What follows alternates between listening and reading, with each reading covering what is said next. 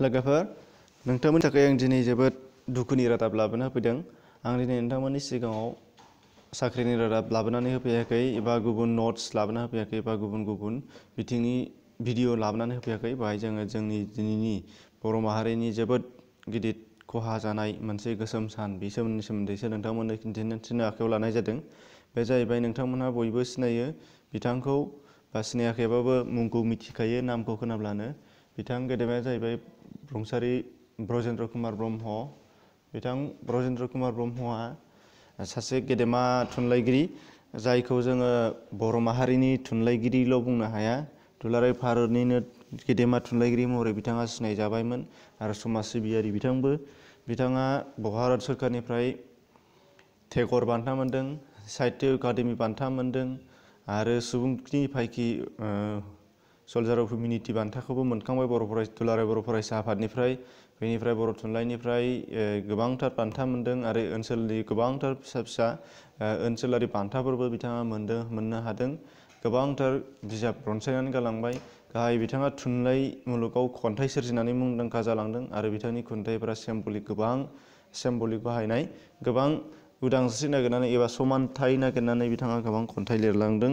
जेरै नोंथांमोना फिसा मोनसे गांसे बिथांनि खन्थाइ बिजाब अख्रां गंसे नांगौखौ जुदि नोंथांमोना खोनासङोब्ला बा खोनायोब्लानो मिथिनो मोननाय जायो बिथांनि लिरनाय सान्थौआ माबादि। आरो बिनिफ्राय गोबांथार बिजाबफोर दंबावो बेखौ आङो नोंथांमोननो गुबुन भिडिअआव खिन्थाखांखाबाय। दा जिखि जाया मानो बिथां गेदेमाया नाथाय जोंनि गेजेराव गैलिया। दा बेसो जोंनि जोबोद गिदिर खहा जाना थांबाय। बिथां ब्रजेन्द्र कुमार ब्रह्म बिथाङा मैया हथात 5 डिसेम्बर खालि बेलासिनि 5 रिंगासोआव क'क्राझारनि आर.एन.बि सिभिल हस्पिटालाव जोबथा हां बोनाय जाहैबाय। बिथांनि जिउमाया जाहाथे आलो गोजोनै थाहैनो मोनो गोजौआव सोरगोआव बा जिखि जाया जों बिथांनि जिउमाखौ अनार खालामनांगोन। नेचार पाब्लिकेसननि जानानै बिथांनि जिउमाखौनि सायाव आर'ज गाबबाय। दा आसा खालामो नोंथांमोननिफ्रायबो जेसेबांनाखि आंनि नायगिरि नोंथांमोन दं नोंथांमोनहाबो बिथांनि थाखाय सोरगोआव आलो गोजोनै जिउ मोनहैनांगौनि थाखाय जोङो आर'ज गाबगोन। दा बेनि अनगायैबो नाथाय जोंहा गोबांथार खहा जानानै थालांबाय जाय खहाखौ जोंनि बर' लिरगिरिफोरा सुफुंख'नो हाया एबा बर' सुबुंफोरा जों बिथांमोननि जानाखि खहा जानाय बे खहाखौ जों सुफुंनो हानाय नङा। हथात जोंनि बर' माहारियाव जेसेबांनाखि मोननांगौ दंबावोमोन बिथांनिफ्राय जों बेखौ मोननो हानाय जायाखिसै। दा आसा खालामो दा बिथांबादि गोबांथार जोंनि बर' माहारियाव गेदेमा उजिफैबावगोन। नाथाय बिथांनि साबसिन फैयोब्ला जों बेखौ साबसिन मोनगोन। नाथाय जोंनि गेजेराव फ्राय फैनो नागिरा। जेखि जाया मानो ब्रजेन्द्र कुमार ब्रह्म बिथांनि जिउमानि सायाव जों फिन खेबसेबाव आर'ज गाबनांगोन। नाथाय जों बेखौसो खावलायनो नागिरदों हथात आं नेचार पाब्लिकेसननि गेजेरजों बेखौसो खावलायनो नागिरदों। जोंनि बर' माहारियाव जेसेबांनाखि आफादफोर दङ राजखान्थियानो जा हथात समाजारि आफादानो जा एबा दुलाराय बर' फरायसा आफादानो जा बर' रायथार एकाडेमियानो जा बर' थुनलाइ आफादानो जा मोनफ्रोमबो बिथिंनिफ्राय बिथांखौ मान बावगोन बेखौ आं मिथिगौ आसा खालामदों। आरो नाथाय बिथांनि थैनायनि समावल' जों बिथांखौ मान बावब्ला जानाय नङा आं बेखौसो बुंनो नागिरदों। बिथांनि जिउमाखौ अर्थात बिथांनि जानाखि रोंगौथि अर्थात बिथांनि जानाखि खामानि मावनाय बेफोर गासैबो बिथिंनि सायाव सोनारनानै जाहाथे बिथाङा जोंनि गेजेरनिफ्राय दिनै थैनानै थांबाय नाथाय अराय समनि थाखाय थैनानै थाङा बिनि थाखाय जोङो बिथांनि थाखाय खामानि मावनांगोन।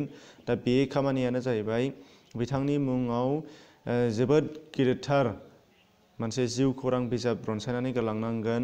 बेखौ आङो माहारियारि आफादफोरनिसिम खावलायनाय थाबाय नेचार पाब्लिकेसननि गेजेरजों। दा बाव नोंथांमोनाबो जायफोरा जा हायो बेखौ जर खालामनानै होयोब्ला नायगिरि बिथांमोनहा साजासे हारिनि थाखाय मोजां खामानि मावनाय जागोन। मानो होनबा बिथांनि खामानि मावनाय बिथांनि थुनलाइ सोरजिफोरा ओरैनो नङा।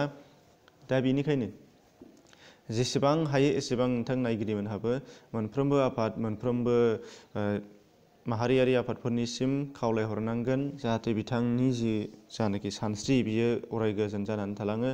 दा बेनि थाखायनो बिथांनि सायाव जोबोद गिदिरथार जिउ खौरां बिजाब दिहुननांगौ आरो जिउ खौरां बिजाबा जोंना माल्टिलिंगुवेल जानांगौ। अर्थात मा होननाय जादों बर'ल' नङालासे गासैबो लेंगुवेज एसामिसआनो जा इंराजियानो जा आरो हिन्दीयानो जा मोनफ्रोमबो लेंगुवेजावनो बे जिउ खौरां बिजाबा रनसायजानांगोन जाहाथे जोंनि बर'फोरनि सानस्रिखौ गुबुनफोराबो जाहाथे मिथिनो मोनो बेनि थाखायनो बेखौ आसा खालामबाय, बेखौ खावलायनाय थाहैबाय। दा मानो होनोब्ला जोंना जिउ खौराङानो मोनसे बा सासे गेदेमानि जिउ खौराङा मोनसे जोबोद गिदिरथार हिस्ट्रि जानानै थायो। दा बेनिखायनो जाहाथे जोंनि बर' हारिनि गेजेरावबो दि बिथांबादि सासे गेदेमा दंमोन, बिनि बायदि सानस्रि गोनां गेदेमा दंमोन, दा बिनि सायाव जोंहा हिस्ट्रि गालांनांगौ हिसाबै बेखौ मावथारनांगोन। बेनिखायनो आसा खालामो नोंथांमोन साफ्रोमाबो जर खालामनानै होगोन। दा लोगोफोर दिनैनि भिडिअ'आ बेखिनियानोमोन। दिनैहाय आरोबाव जोबथारनायाव बिथांनि जिउमानि थाखाय फिन खेबसेबाव आङो आलो गोजोननि थाखाय इसोरनाव आर'ज गाबनानै भिडिअ'खौ एसेयावनो दोनथ'नाय जाबाय। गोजोन्थों।